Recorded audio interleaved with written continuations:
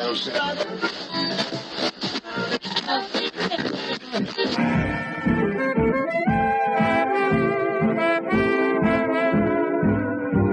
is the Relic Radio Show, old-time radio entertainment still standing the test of time from relicradio.com.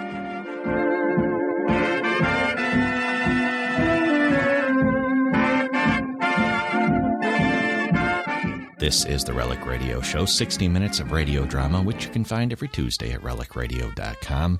Our first story this week comes from Have Gun Will Travel. We'll hear Lady Kane, the Silver Queen, from May 17th, 1959.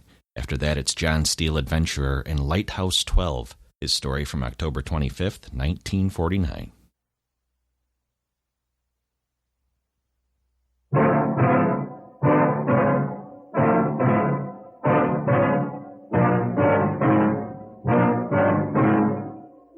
All right, mister, there it is.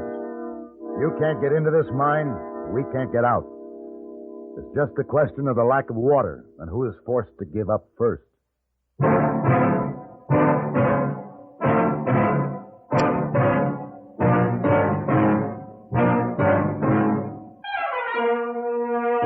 Have Gun Will Travel. Starring Mr. John Daner as Paladin. San Francisco, 1875. The Carlton Hotel. Headquarters of a man called Paladin.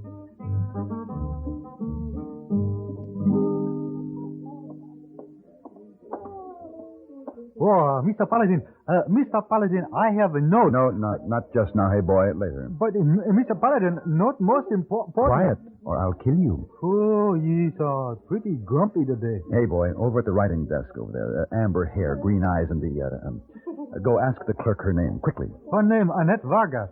Annette Vargas? Yes. It's French. Of course, she had to be French. Is she stopping here? Yes. Good. You alone? Alone. Excellent. Now, I want you to find the freshest, reddest roses in San Francisco, hey, boy. And you attach this card and take them to her suite. Oh, you saw. To Mademoiselle Annette from Paladin.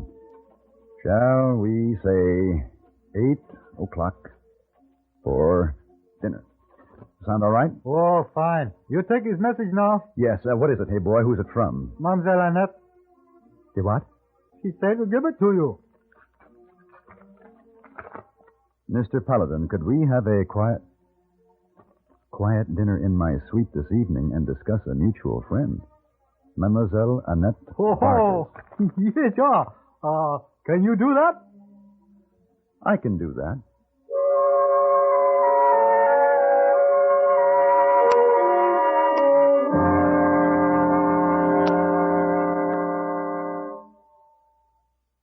This is Frank Knight speaking for Longines, the world's most honored watch. Some time ago, we published a series of advertisements called The Adventures of Longines. It told how Longines watches helped the pioneer aviators, how Longines was first to circle the globe with Wiley Post, first to fly over the North and South Poles with Admiral Byrd. These true tales prove that whenever time is of the essence, the watch of first choice is Longines. Not only in championship sports, or in the competitions at the great world fairs, or in the accuracy trials of government observatories, but in all fields of precise timing. Yet, when you think of it, a Longines is not costly compared to other things of finest quality. Invest as little as $75 in a Longines, and it can be your proudest possession for a lifetime. Your authorized Longines Whitnor jeweler will be honored to serve you. The dinner was set for 11 o'clock, late, but Mademoiselle Annette Vargas was appearing in a Continental Review at the Arcadia Music Hall. I attended the performance. On stage, she looked even more radiant than in the hotel lobby, and in the doorway of her suite, more engaging than any woman had a right to appear. You are Monsieur Paladin? At your service, Mademoiselle Annette. Please come in, monsieur. Thank you. And do not be formal with me. I have been in the United States now for nearly 3 years, and I have grown to love what people do with the English language, especially here in the West, and I like it a great deal. Champagne? I'm overwhelmed, mademoiselle. Oh, you are not at all. You are wondering if I am playing some kind of a game with you. I am not, monsieur. There. Good health. How about some tea? I said I wanted to speak to you of a mutual friend. He told me of you. He said I would find you a firm, kindly man to be depended upon. Who is he, mademoiselle? Monsieur Lady Kane. Lady Kane? Oui. A lonely old man, Monsieur Paladin. You knew of his death? Yes, I did. But how did you know him? Where did you meet him? He came to see me backstage at the theater one night in Chicago. He'd watched 35 performances in a row and finally mustered up courage enough to come backstage and tell me that he liked me. Sounds like Leadhead. Then what? Well, we dined. It was an enchanting evening. He said things to me like, you're so pretty, you make me want to yell. He talked of the sand and the sage, and the searching and the looking. Hard years before he finally became rich. And then he was old. And then he was lonely. And then he met you. Yes. He met me. And that was the day before he died. He left me this. Please, read it. To Miss Annette Vargas, who has been a wonderful friend, I leave my entire share of the Rimrock mine. Poor darling. I cannot accept it, of course. Why not? He must have a family somewhere who... He was alone in the world, and that had been all his life. No, he meant it for you. You take it. Keep it. I know what he felt. Oh, but it is too much. I simply can't... Oh, excuse me. Yes? Oh, you Annette Vargas? Yes. My name is Vance Crawford, and I'd like to talk to you about Lady Kane. Oh, well, of course. Come in. Yeah? This is Monsieur Paladin, also a friend of Monsieur Kane. Paladin? How do you do? Look, I'll be brief. Now, Letty found that mine, but I put up the cash to develop it. We were partners. I received a letter from him, apparently written the night before he died, and he stated that he just made out a will leaving you his share of the Rimrock mine. Yes. Monsieur Paladin and I would... Well, I'll give you $1,000 for it cash. $1,000? Isn't that pretty cheap for a property worth $250,000? Paladin, look, I don't know who you are or what you do, but I'll tell you this. A probate judge will laugh that will out of court. Now, it's easy to see what she is, and guess what happened? She made a fool out of him. Probably picked him up in a saloon, got him drunk, all the rest of it, tricked him. Monsieur Crawford, please leave. Look, the estate's going to be settled when the circuit judge stops in Rimrock next week, and you don't have a chance of collecting. Now, how about that $1,000 right now? The lady asked you to leave. Better ladies than you got a lot less than $1,000 for one night's work.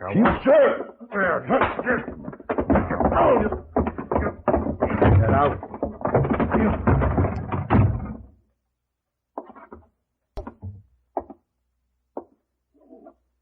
Now, Miss Vargas, what can I do to help?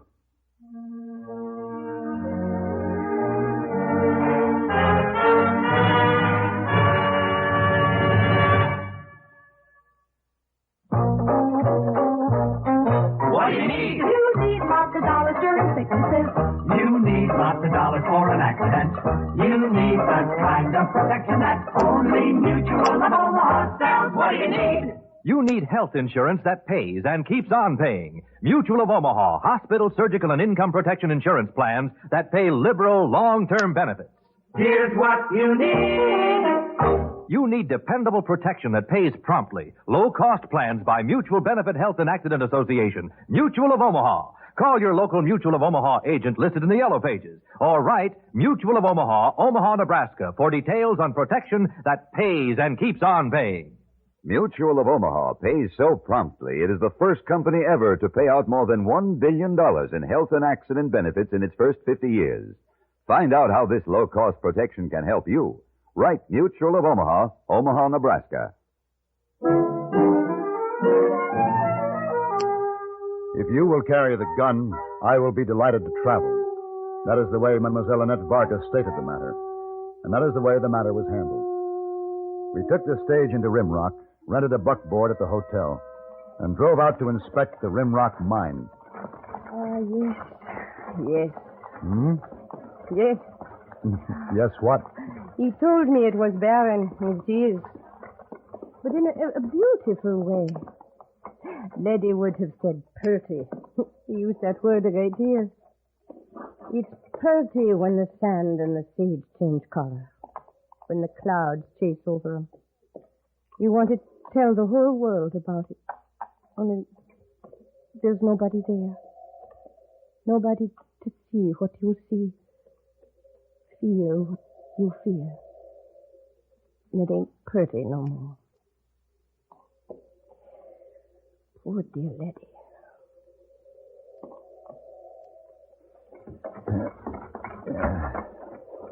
Let me help you down.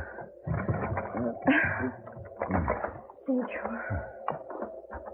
So, how's it feel to be a lady of property? Is this all there is to it? This hole in the ground? They've only started to develop this mine in the last year, but there's $500,000 in that hole in the ground. Oh. Why aren't people working here? I've been wondering that myself. Down. That explains why there isn't anyone around. Witnesses would be embarrassing. Witnesses to what? Witnesses to your death. Come on. Oh, where? The mine shaft. Careful now. Keep your head down.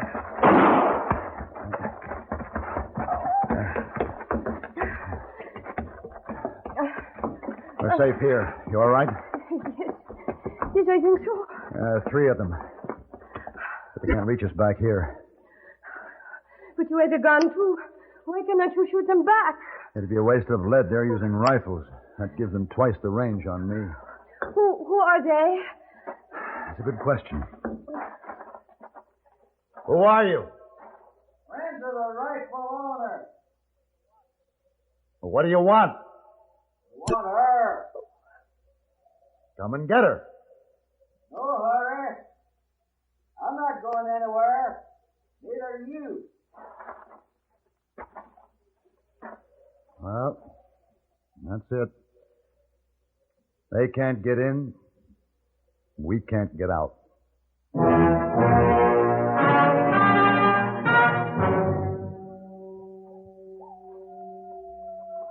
What time do you think it is?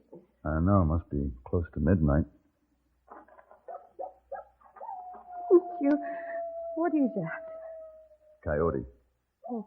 Full moon always bothers them. Is there no other way out of the mine? A few air shafts.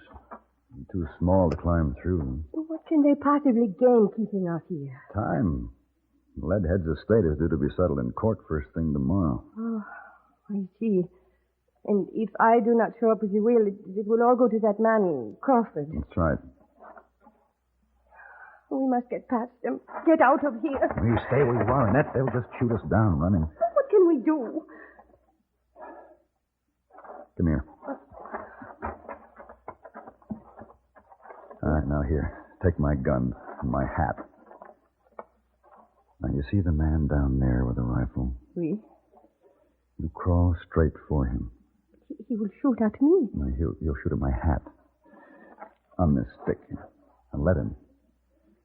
And while he's watching you, I'll try to circle around behind him. I see. I go.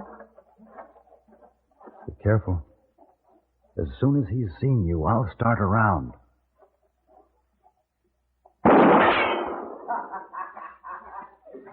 Get back in your cave, bucko.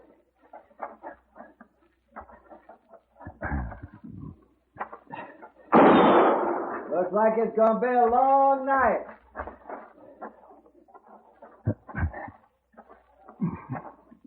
I I'm going to blow your head clean off next time, mister. Nice and still, or I'll blow a hole in your back. How'd you get out of there? Right now. You call your men. Tell them you're leaving. You'll be back in a couple of hours. Call them. Shorty? Joe, I'm cutting out. I'll be back later. A couple of hours. Tell them to stay on guard. You two stay on guard. What's that? You have to see Crawford. I got to talk to the boss. Do what I tell you, here. That was perfect. Now to show my appreciation.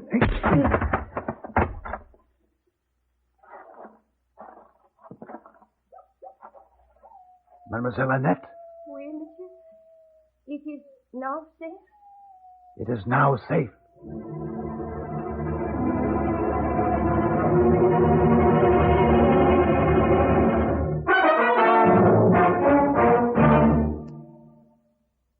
Sociable, up-to-date, debonair. What's this, a new word game? No, I'm just mentioning the qualities that people admire in other people. Oh, I see. If you're sociable, up-to-date, and what was that other word? Debonair? Yes, debonair. But listen to it this way.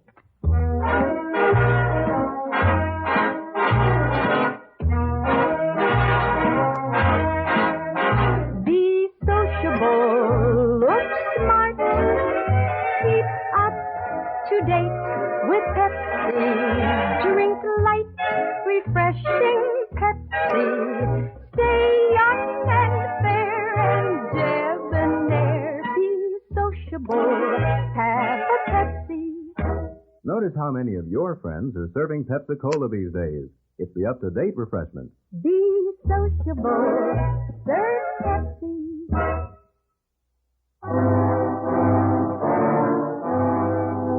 The saloon in Rim Rock was set up as a court, with a small table at one end for the judge.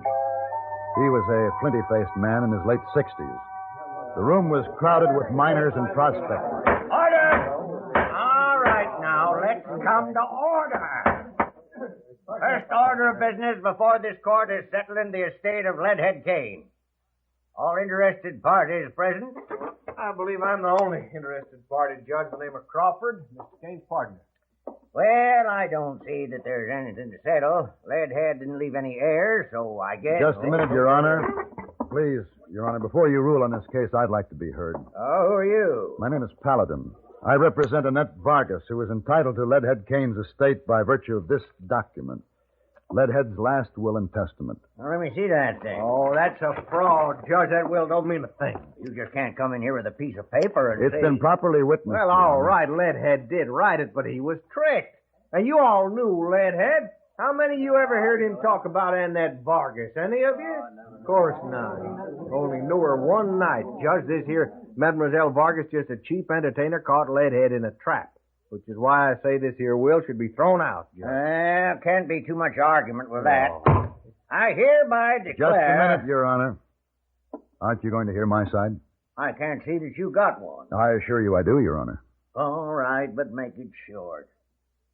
The question to be decided here is, was Leadhead coerced or even seduced into making this will? And it's up to you to answer that question to my satisfaction. I'll be glad to try, Your Honor, but to a jury. Well, this is no criminal case. I believe it is. Because if Mr. Crawford's charges are true, then Mademoiselle Annette is really guilty of extortion. And so am I. And extortion is a criminal offense. Are you willing to stand on that? If a jury finds against you, you admit extortion? I will. You go to jail. You and that Miss Vargas, too. I realize that, too. All right. It'll take a while to pick a jury. It doesn't have to be a full panel, Your Honor. Any 6 men or 4 men. All right, you. Hey, Judge, you wait a over minute. there, and you at the bar. Just a minute, Judge. I don't know that this here is legal. I've never seen these men in my life. It's his neck. All right, come up here, all right. Now, sit down there and listen sharp. All right, go ahead, Mr. Paladin. Gentlemen, I don't know anything about you, but in each one of you I see something of Leadhead Kane. It's in your eyes. Loneliness. That look was in Leadhead's eyes, too. Now, he struck it rich. He could buy anything in the world except what he really wanted. Affection, understanding, friendship. Then one night he went to a theater, and he saw a pretty girl on the stage. And he went to see her again and again until at last he met her face to face. Like you see her now. Mademoiselle Annette, will you please stand? Now put yourself in his place that night. He had her to talk to laugh with him, to sympathize with him, to listen as he spoke of his loneliness and his despair, and to love him a little bit. Now, gentlemen, I ask each of you to be Leadhead Kane for just 1 second of that night. And then tell me, what would you have done? The same dang thing old Leonard did. Surely appreciated it.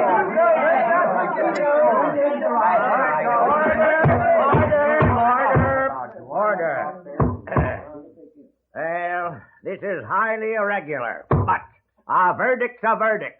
This will of Leadhead Kane's leaving his share of Rimrock Mine to Annette Vargas is proper and valid.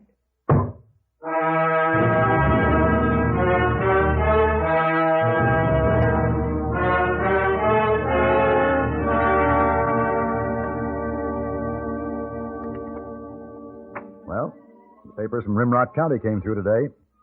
There's your mine. Now that I have it, what shall I do with it, monsieur? Let it sit if you wish. It'll be a very nice income for the rest of your life. Well, I have an income for the rest of my life. Ah, those old men. Those wonderful, keen searchers for things in the ground. I will always see their eyes and feel their loneliness. Oh, here are the glasses, Mr. Paladin. Thank you, hey boy. Would you open the wine, please? Oh, yes, sir. Shall I pour? Yes, you pour. So, shall we drink to the mine? No. No, I would like to drink a toast to something else. To Lady. And so would I. To Lady Kane.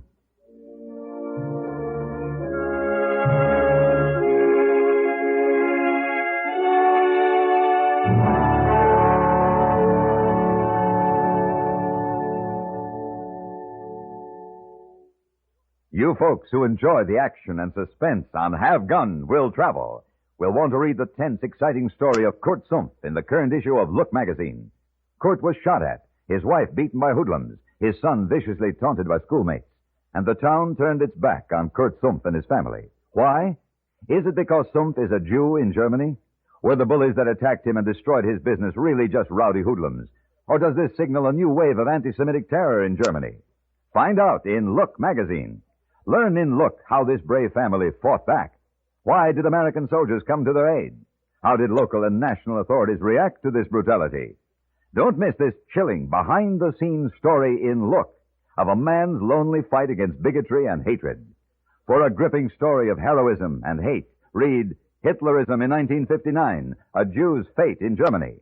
It's in the latest issue of Look magazine at your newsstands now. Get Look today.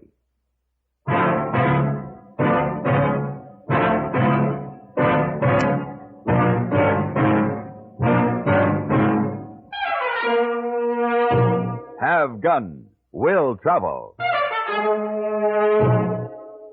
Created by Herb Meadow and Sam Rolfe, is produced and directed by Norman McDonnell, and stars John Daner as Paladin, with Ben Wright as Hayboy. Tonight's story was written by Albert Alley and adapted for radio by John Dawson. Featured in the cast were Lynn Allen, Joseph Kearns, Harry Bartell, and James Nusser. Hugh Douglas speaking.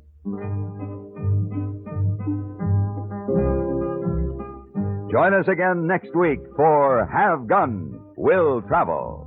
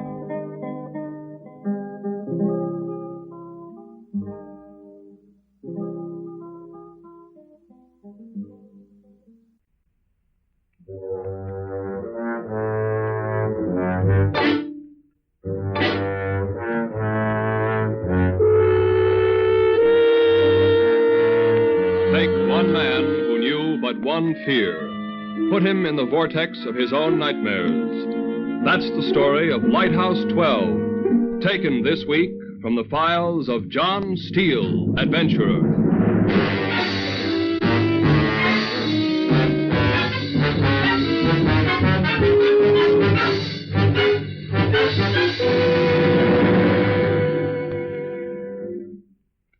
Hello, friends. This is John Steele. If you like yarns with a briny flavor, this week's tale will be right up your alley. It's a chapter from the life of a young friend of mine I grew to know quite well, shortly after he'd been discharged from the Navy. I know he's anxious to tell you this story because he feels, as I do, that was a period in his life which showed him the importance of looking a problem squarely in the face. I first met Peter Rawlings when I was running a supply cutter for the Coast Guard along Portland Bluff. But let's have Peter tell you about it himself. Pete? I guess plenty of guys came out of the war with uneasy thoughts that seemed too unimportant to talk about. Things a man just tries to work out by himself. That's the way I felt. Would have embarrassed me to make a big thing of it. My application for the Lighthouse course at Coast Guard School came through right before I got out of the hospital, and I figured this is all blow over as soon as I got on a new job. Night doesn't last forever. It's the way I saw it. Jan had been writing, asking me when she could come see me, but I kept putting her off till I had this thing all squared away. Not that she wouldn't have understood. Jan's a bright girl, but being a woman, she'd have worried. But when she came up to school the day I finished the course, it didn't take much convincing on her part about getting married right away. My orders had come in, and there was nothing holding us back, so we got married at noon and took off right away for Lighthouse 12. The inlet was smooth as a baby's chin. Pete, I see it. Where? Look, over there. I don't... Oh, yeah. Well, can't we go faster? What's your hurry? Aren't you anxious to see it? Well, sure. Well, come on then. Make the spray fly. Okay. Love that on my face. You think to give us a man-sized boat instead of this? What? Nothing, dear. Pete, come on. You're slowing down again. We're almost there. Well, let's step on it. Right. Hold on. You sure are. There's a lighthouse. Oh, wait a minute, I can't hear you. Well, here we are, honey. Now, throw me that line, will you? This one? That's a girl. Good. All right, now, watch it. It's slippery. Oh, darling, look at it. Yeah. You like it? Yes. It's so by itself. Independent, sort of. Mm-hmm. I mean, standing out here so far from everything. Yeah. It's different what I thought. Disappointed? Oh, no, it's lovely. So white and... Independent? Hey, you're not acting like a female at all. What? It's your new home, Mrs. Rawlings. Don't you want to see the inside? I'll beat you inside. Hey, now, wait. Well, catch me. Think I can't, huh? Trying to run home to Mother already. Pete, let go. Now, who's master of this family? Honey, you're back. Put me down. Oh, no. Gotta carry my bride over the threshold.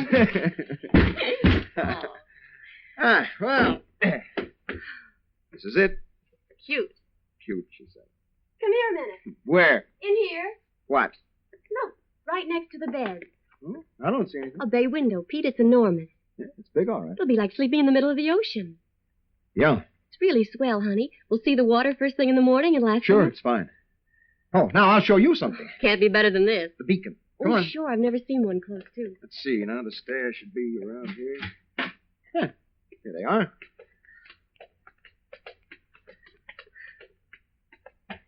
Oh, they furnish parachutes coming down. Almost there. Oh, suits me. Yes. Like it? It's really something. Bother you being up so high? No, except for the water, of course. What about the water? It's so far away, you can't even hear it up here. You happy, Princess? I approve of honeymoons. Not much of a honeymoon stuck way out here. It's ideal. Just you and me and the ocean. Yeah, I guess you're right.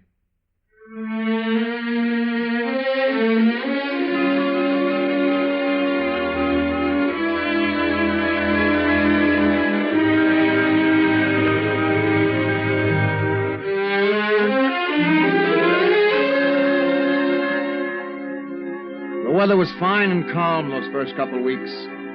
Even got so I could enjoy watching the sun chase itself over the quiet little waves rainbowing up around our tiny island. The few ships passing our area hardly caused any swell. Peaceful. And we were happy as a Christmas tree. Jan puttering around, planting things and fixing up the place. Me learning the tricks of the new beacon, doing odd jobs. The job actually ran itself. At first, I kept the ship-to-shore transmitter open all day for weather reports, but gradually I got so I just listened in on the regular scheduled dispatches. United States Coast Guard weather forecast. 12 a.m. Yeah. Temperature 50 degrees. Why, what's up? Humidity 64. Visitors? Barometer Hey. 3. Who is it? Don't know. Come on down to the dock. Heading this way, isn't it? Yeah, seems to be. I wonder who. What's the date? The 1st? Yeah, it's around that. Why? That's it then. Supply cutter. Oh, sure. Ahoy! Lighthouse! Hello there! Bring any sugar? 20 pounds! Throw your line. Okay. Thanks. I'm John Steele. Be bringing you supplies every month. Yeah, Peter Rawlings, my wife, Jan. Glad to know you. You're just in time for lunch. Well, look now. Oh, there's Lowe's. I'll get it ready while you two unload. She's the boss, you know, Mr. Steele. Don't let him get away, Pete. He's going to mash the potato. Oh, now I know you're staying. That's usually my job. Oh, here, let's get this stuff off. This your first lighthouse? Yeah. What do you think of it? Oh, it's okay. Not exactly what I'd expected. Why? What did you expect? Oh, I don't know. More storms, for one thing. You've only been here a few weeks. Why? This inlet's known for its heavy weather. Is, huh? Just give it time, son. You'll get your fill of storms soon enough. Yeah, I'm sure you're right. That does it. Where you want the new outboard put? Pete. Huh?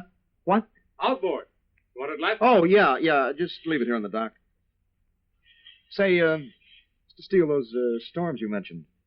How soon? Well, let's see. This is November. Should be setting in pretty soon now. Big breakers, huh? You bet. Biggest I've ever seen. Well, I remember one night I had a 40-degree roll over by the bluff over there. Uh-huh. Well, we'd better not keep Jan waiting. No, better not. Come on. I'll toss you for the potato masher.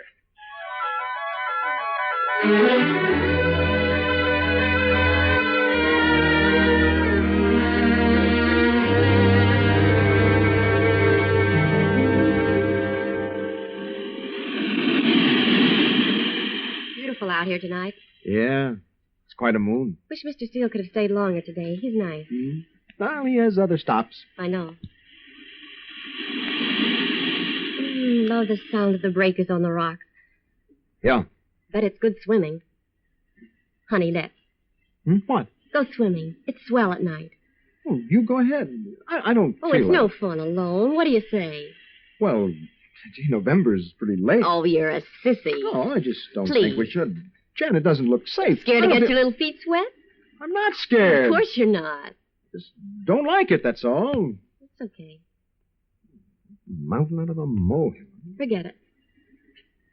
No, look, baby, if you really It's want not that important. Yes, it is important. Pete, I really We're don't. going in. Get your suit. But Come on. We're going in the water.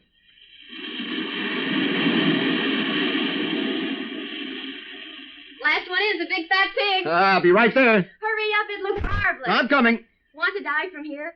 It looks pretty jagged. No, it's perfectly all right from this ledge. Well, say, don't you think the dock is a lot The safe? dock's no fun. It's too calm. You know, I was thinking maybe we ought to wait. What for? Well, if this wind keeps up, it might rain and... That little wind isn't anything. The moon's still out. Yeah, well, Honey, stop shivering. It's not cold. who's shivering? Well, you ready? Okay, you go first. All right. Here goes. Oh, it's wonderful. Come on in. Yeah, looks good. You don't know what you're missing. Aren't you coming in? Yeah, sure, I think I'll grab a quick smoke first. Well, hurry up or I'll push you in. Oh, out already? See, I told you it's too cold. Not too cold, you big sissy. I've come to get you. Oh, okay, I'm going to go in. Here, let's dive in together, holding hands. Oh, now, look, I don't need to... Oh, no, it's fun. Come on, take hands. It's crazy. It might be dangerous. Oh, here, give me your hand. I, Come on, try it. Jan, I don't think... Here, there. Hey, let go, will you? Now, when I count three. No, Jan, I'd really rather... 1, 2... Wait, now. 3. Oh. Jan, Isn't it Jan. We should have thought of this before. I have to get out. Where are you going? It's cold. Swim around a little. You won't notice. No, I've had enough. I'm getting out. No, you don't. And I don't. So you get away, huh? No, please. Running home to Mother, huh? Jan, let go. Now Stop he's out of this family. Jan, stop it. Jan, let go. Think I can, huh? Think I can. Let go. Will you stop it? Stop it.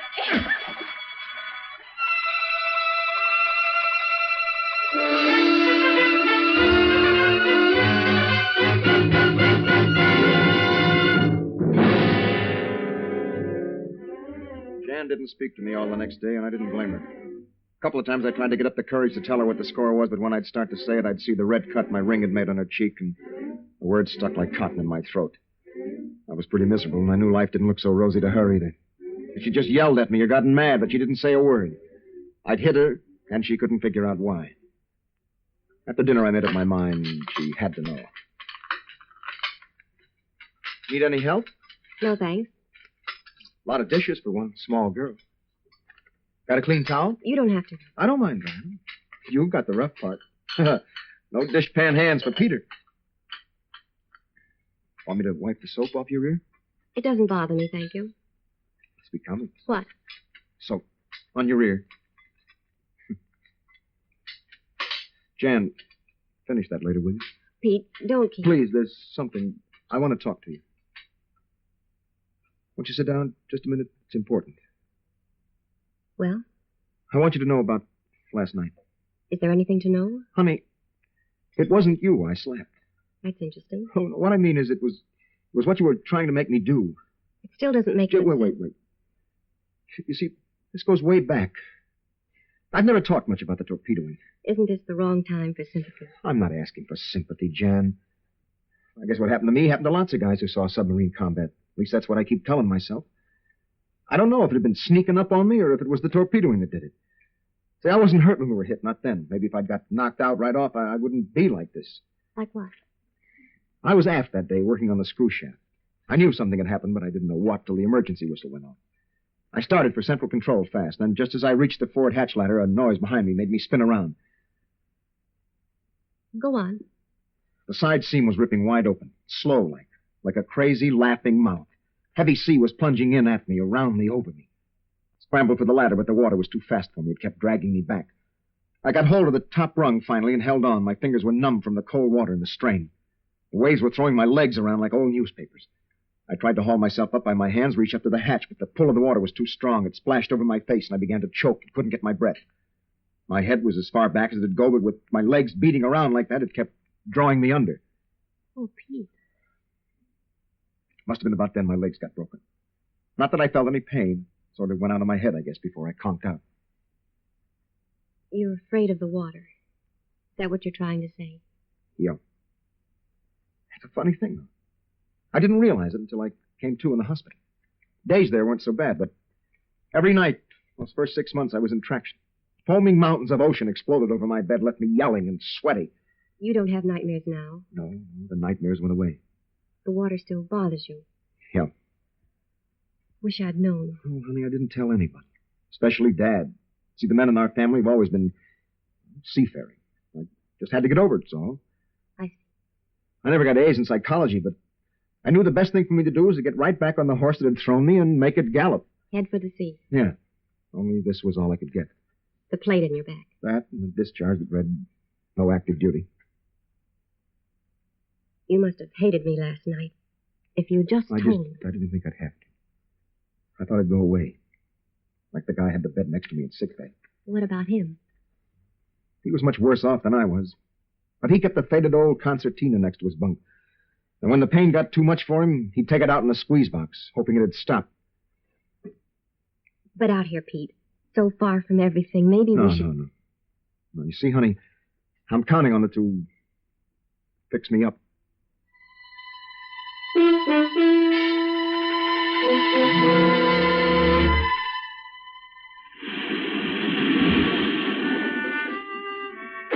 Well, that's better.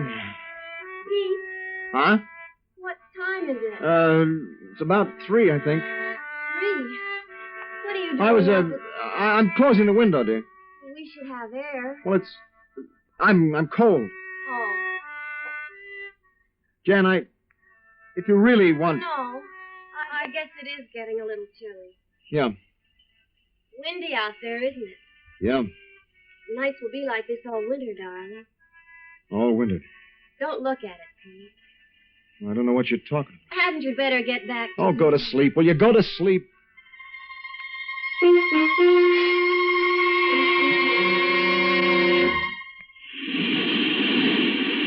Have you seen the hammer? It's in the hall closet. Why? Well, the end pole under the dock needs... Well, it's pretty shaky. That's not your job. Oh, I like banging. I'll do it. But, honey, I don't mind. It's not your job. But won't it bother you to... No, of course not. Well, I just thought... I'll fix it. I tell you I will.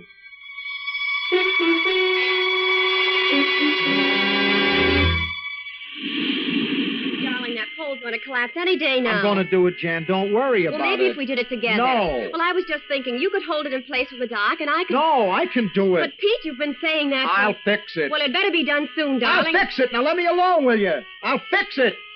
Next week, sure.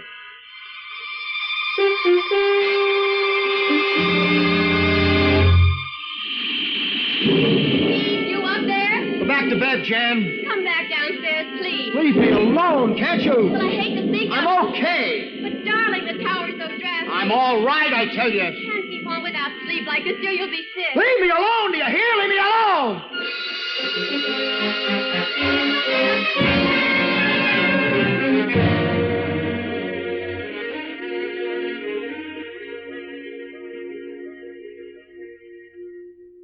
Hey, how come the fancy fixings? Hey, it's a party. Why not? It's our 3rd month anniversary. Well, how about that? Old married folks. Even old married folks have parties once in a while. You bet they do. Do we dress for dinner, Lady Janet? Oh, quite. Your clean dungarees are laid out, my lord. You want me to light the candles? Yeah, everything's ready. All right. What are we having? Oh, it's a surprise. Oh, I'm going to look. I'll have your ears if you do. I spent all day at this party. I wonder why Mr. Steele didn't come today. I forgot to tell you. He's bringing the stuff tonight. Oh, he can help us celebrate. Yeah, I spoke to him this morning. He had engine trouble or something. You can't get music on the ship to shore, honey. Just a minute. LH-12, give us the weather, will you, fella? Please don't. Just take a minute. Latest official weather report. Increasing wind with rain. Barometer low and falling rapidly. Wind south to southeast. Keep your rubbers on, Rawlings. Thanks. I'll do that. LH-12 out. Well, it's on the table. What do you say? Very nice, honey. Nice. Why, Peter Rawlings, It's swell, baby. Wait just a minute, huh? I'll be right back. Pete. I think maybe I ought to check the beacon. You know the beacon's all right. Well, you can't ever tell. If you leave me tonight... Honey, this'll just take a minute. Will it? Just a minute. You bet. I'll be right back. She knew I wouldn't come back. I'd done this too many times before. But a storm was coming, and there was that same hollow sickness in me, a need to get as far as I could from the snarling breakers spuming up outside the windows downstairs. I stood with my back pressed against the circular glass of the tower and looking straight ahead and never down. I thought of Jan and her party waiting for me, but I couldn't move. I just stood there tense, afraid to go down closer to the sight and sound of that twisting water. I heard Steele's boat faintly through a lull in the wind. John Steele. He'd have to take me back with him this time. But I was kidding myself anymore. I'd been on this horse now for 3 months, but I couldn't make it go. And then I knew I couldn't even get to the mainland. I couldn't even face the trip across. I don't know how long I stood there before I realized it was quiet outside. The wind had let up, but the sky was still a heavy gray. I'd been in the tower all night. Steele's boat was gone from the dock. Then I remembered Jan's party. Jan? Coast Guard calling. Honey, hey, where are you? LH-12. That's still made up. LH-12, come in, over. Jan! Answer me, Jan! Coast Guard calling. Jan! Jan, answer me! LH-12. Jan! Are you getting me? Calling LH-12. Jan! Are you getting me? Calling LH-12. Come in, please, LH-12. Oh, radio. LH-12, come in. LH-12 to Coast Guard. Over. Where you been, man? Things happening upstairs. Low barometer dropping fast, 29.25 already. Wind southeast. Looks rough. Keep your eyes unzipped. Rough? Sure, will do. Nail your head on, Buster. We got a hurricane on our hands. Be You getting me, LH-12? You getting me? I said there's a hurricane. Yeah, I got you. How is it? Moving fast? Like an antelope, already up to 80 an hour, down the coast, picking up across the Connecticut Valley. Your beacon in good order, Rolling? Yeah, it's okay. Is that all? Yeah, for now. Better keep in touch, though. The door banged open. The wind rushed in like a hungry demon. I put all my weight against it. The lock had broken. It wouldn't catch. I didn't have to look in the bedroom to know the big window had broken loose, too. The whole place was alive. Curtains ballooned against the ceiling. Lamps lay like uprooted trees. I tried to push the couch against the door, but the wind was too strong now. The angry water was volcanoing up outside breakers 15 feet high. My shirt was ripped and the wind was cold on my back. LH-12. Coast Guard, LH-12 calling. LH-12. Come in, Roland. LH-12, Coast Guard calling. I knew I shouldn't go to the tower, but I couldn't stop. I just raced on up. My footsteps echoed metallically in the narrow stairwell. 5 downstairs had left me winded. I was only halfway up when I had to stop, catch my breath. I could see better now, closer to the beacon. Yeah, there it was, turning, slow and sure, good old faithful, dependable. I stood there 1 foot ready on the next step up. Dependable. Come in, Lighthouse 12. Coast Guard calling. LH-12, come in, LH-12. Urgent. Come in, Lighthouse 12. Coast Guard calling. LH-12 to Coast Guard. Over. Rollins, this is urgent. SOS from the supply center. Yeah. He's out in that mess. Needs help, quick. You can reach him faster than we can. Over. My boat, it's pretty small. Can't you do better with a lifeboat there? All boats out on other jobs. I can't. Look, fella, I didn't want to tell you, but your wife's on that cutter. Janet. Rollins, I said your wife. Where? What direction? Don't know now. Wind like this. Steele's radio went cold about 10 minutes ago. Better get on your horse, boy. Yeah. On my horse. The little boat was jigging up and down so hard I could hardly grab the mooring line. Big combers crashed around me, beating at my face.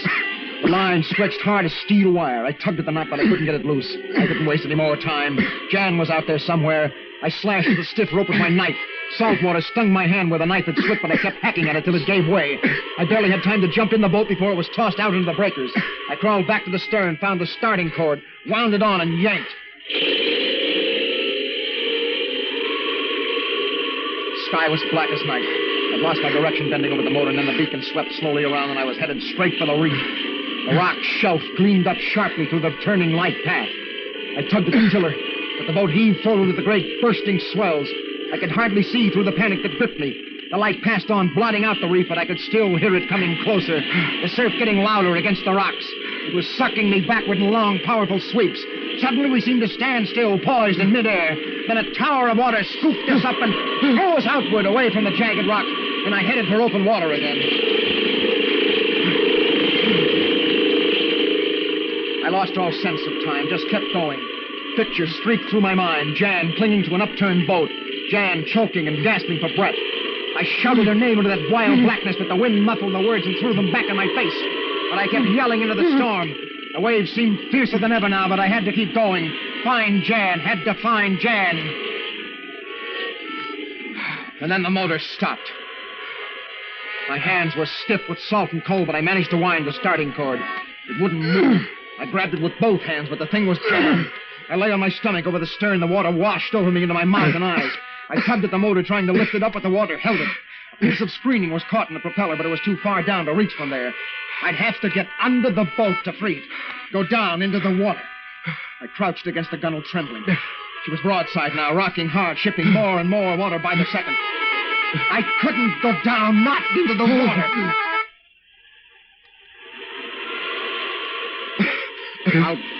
I'll fix it. I'll fix it now, Jan. Right now! I can't see. The water is so strong. If I could just free. It slipped. It's gone. All right, under. Go under again, Jan. Got it. I got it. Now, get in the boat. All right, cord. Where is that cord?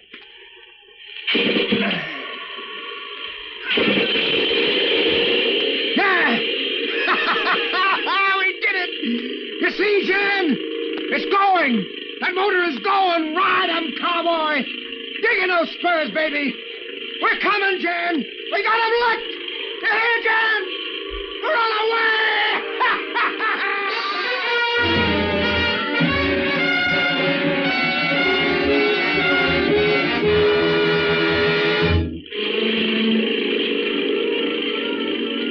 I kept on out there all that long day, straining through the storm, but I didn't find them. And then the hurricane suddenly shifted out to open sea, and the sun came out. The wind was gone, and the loud, ugly waves that had run amok were gentle ripples lapping quietly against the side of the boat. A seagull floated by. I stood up and looked across the new bright inlet. I'd have seen them now in that flat calmness. There was no sign of life anywhere. I nosed into the dock and tied up. The door of the lighthouse was still open, the way I'd left it. Broken lock jutting out. I stood there on the dock, dreading to go up to the house. A house without Jan. And then a figure tore around the side of the building, and Jan was there crying in my arms. Oh, Pete, oh, darling. Oh, I thought you were... now, stop that. Let her cry, Pete. She's been wanting to all night. I haven't. You had me fooled. Well, when the lifeboat dropped us off, and you were... Lifeboat? But one of the boats came by from down the coast soon after my engine broke down. Then when we got here, I thought sure you'd been washed over the ledge. Oh, I was looking for you. Out there in the hurricane? Well, I had to find you. We couldn't believe, that is, we thought... I know. Darling, about last night. I didn't want to go. I understand, honey. Sort of a last straw, huh? I guess it was, but... You're back now, though, right? For keeps. Well, guess I'd better call in for a boat. No, don't bother, Mr. Steele. We'll run you over. Might be pretty choppy on the way back tonight. Well, you know, that's mighty thoughtful of you, Mr. Steele. Honey, I'd better get our oilskins.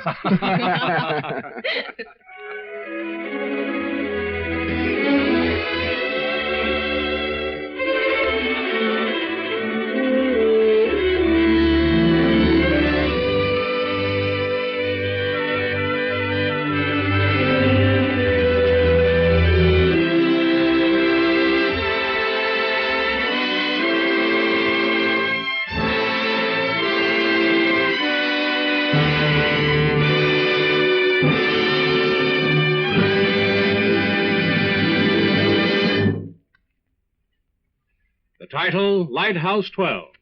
The story of a man who learned to overcome a demon of his own creation. Well, if you like this story, why not visit with me next week? Because I have a man I'm sure you'd like meeting who found himself in a net of political intrigue in the Near East with a mysterious and beautiful woman. I like to call it The Mission. So, friends, until next week, this is John Steele saying, a life of adventure is yours for the taking, wherever you find it. Only don't look for it. It may find you. Well, goodbye and good hunting. John Steele Adventurers, produced by Robert Monroe, directed by Elliot Drake, and written by Lois Landauer. In our cast were John Larkin, Eva Marie Saint, and Charlie Holmes. Don Douglas is featured as John Steele. The orchestra was conducted by Sylvan Levin. Remember, next week, Mutual presents The Mission, another story of suspense and action from the files of John Steele, Adventurer. This is the Mutual Broadcasting System.